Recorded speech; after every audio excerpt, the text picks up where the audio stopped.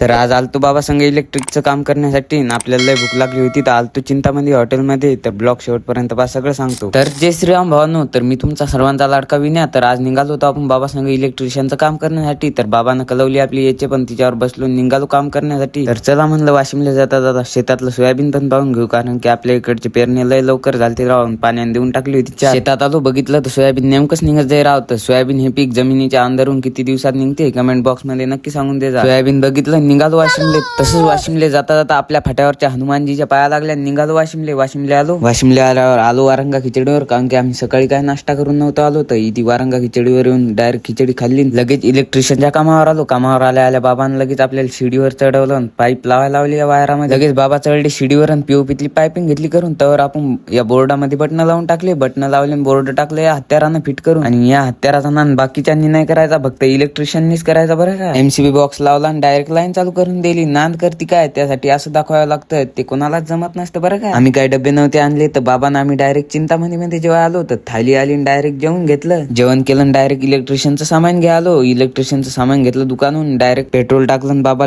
Phone आला तर direct आम्हाला आणसिंग जायचं काम पडलं 120च्या स्पीडनं. तर आजच्या पुरतं एवढं. भेटून नेक्स्ट व्हिडिओ मध्ये. लाईक आणि फॉलो करून घ्या फटाफट.